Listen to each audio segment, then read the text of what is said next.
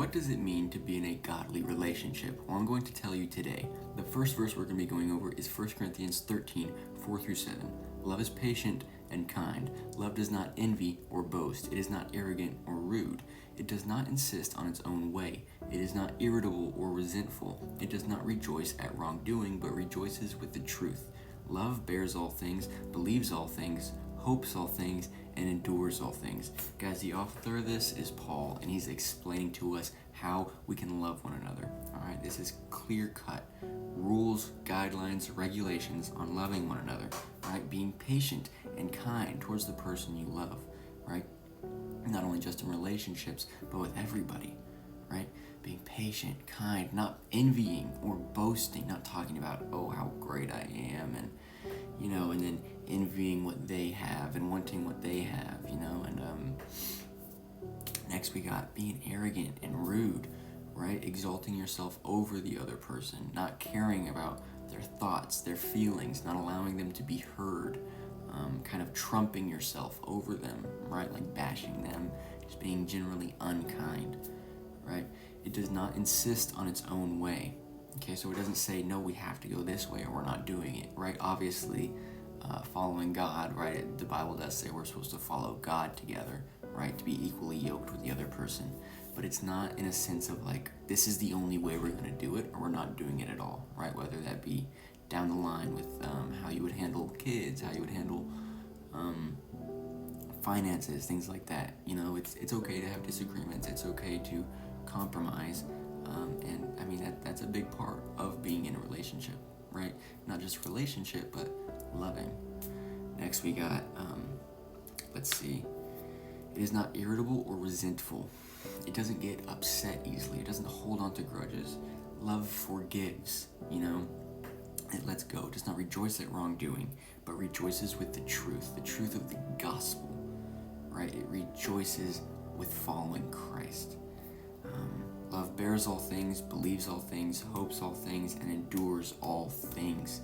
Guys, that's pretty self-explanatory. Enduring all things, hoping all things, believing all things, and loving all things. Next, we got 2 Corinthians 6, verse 14. Do not be unequally yoked with unbelievers. For what partnership has righteousness with lawlessness? Or what fellowship has light with darkness? Right? We have to be following after Christ, guys. And it's important that whoever we end up in a relationship with is also following after Christ. And not just following after Christ, but after him the same measure that you do. You have to be equally yoked, right? And what that means is they used to put these yokes around oxens, right, when plowing a field. And if one was stronger than the other one, it would go in circles because one would go fast, right? There would be one here, this one would go faster, but this one wouldn't go fast. So it would just start turning and turning. That's why they have to have the same strength following after the Lord, okay? Very important. Remember that. And do not be with anybody who's not an unbeliever, all right? If you're already married, the Bible says to stay with them, right? But don't pursue somebody that's not an unbeliever. Next up, we got Ephesians 5, verse 21. Submit to one another out of reverence for Christ. Now, this is talking about in marriage, submitting to one another. But, I mean, yeah, this is true, we each have, rights. We both have feelings that want to be expressed, cared for, and it's okay to submit to one another, to submit to your wife, to submit to your husband, to listen to them, to care about them, and sometimes we just have to do that as Christians. We have to lay ourselves down and submit to one another. Colossians 3, verses 13 and 14. Bear with each other and forgive one another if any of you has a grievance against somebody. Forgive as the Lord forgave you. And over all these virtues put on love, which binds them all together in perfect unity. Guys, forgiveness is so important. It's such a crucial part of love, is forgiving one another. And if you have a grievance in your soul, if you have bitterness towards somebody in your soul, it will just tear you apart. Okay, you might not notice it, but it will do crazy spiritual damage. Forgive them, move on. Love covers all things, right?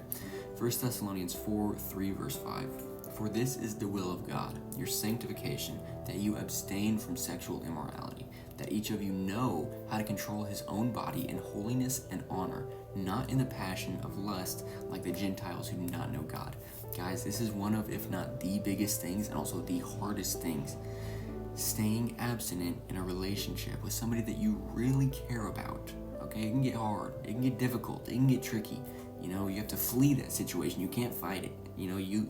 I'm sure if you've been in that situation, you will fall if you let yourself stay in that situation for too long. But we're called to abstain. We're called to know how to control our own body. And this is the will of God for our sanctification, to be able to follow after Christ better, right? To be more like Christ. We have to do these things, to abstain until marriage, of course. And then in marriage, it's completely normal. And in fact, you're supposed to have sexual relations inside of marriage. You're not supposed to withhold that from your partner. The Bible says you're supposed to give it to your partner, but that's not what we're talking about. We're talking more about relationships, not marriage, right? Like dating, courtship, things like that. So next up, we got Proverbs 31, verses 11 through 12. The heart of her husband trusts in her, and he will have no lack of gain. She does him good and not harm all the days of her life. That's pretty big, right? Doing somebody good and not harm all the days of their life. The husband trusts in her, no lack of gain. That's a high calling, right? And obviously, man and women are supposed to do that. This is specifically for a woman, but we're supposed to do our partners good and not harm all the days of their life. And that's what it comes down to, right? Are you wanting to do good for them? Do you desire to do good for them? Is it a selfish desire? This relationship, are you doing it for your own reasons? Are you doing it for Christ? Are you doing it for the betterment of yourself? Are you laying yourself down? Are you picking up your cross? Is this the person that you would want to spend the rest of your life with, right? That's what dating is. That's what courtship is figuring out who this person is. Do you want to spend the rest of your life with this person? Would you be able to, right? The Bible says that as husbands, if we don't treat our wife correctly, that God won't hear our prayers. So you want to make sure that you get a wife that makes it easy to treat her correctly, right? The Bible also talks about how a quarrelsome woman to live with is one of the worst things ever, right? So it's very important walking through dating with discernment, right? It's easy to get infatuated. It's easy to fall for their looks, but really, are they a good person? Do they love Christ? Are they pursuing Christ like you're pursuing Christ? Are you even pursuing Christ, right? That's a question I have to ask. You got to be pursuing Christ. If not, you'll never have the perfect idea of love, because we can only get that from Christ, right? We can only get that from Christ. And yeah, So I hope this has given some of y'all a better understanding about love, about pursuing another person. I want to reiterate that this wasn't very much about marriage, but more about dating and courtship, finding the right person, knowing what to do if you do find that right person, and pursuing love and holiness. That's what it's all about. Also, I want to say that this video was a video specifically for a long-time follower, Straight Chillaxin. He has been supporting me from day one, long before I started this ministry, and this was a special request from him. So, yeah, guys, thank you so much for watching. Straight Chillaxin, thank you so much for supporting. Yeah, God bless. Have a great day. Let me know what you thought in the comments. Let me know if there's anything I can help y'all with. I respond to all the questions on my channel sooner or later. I do. So God bless and have a great day.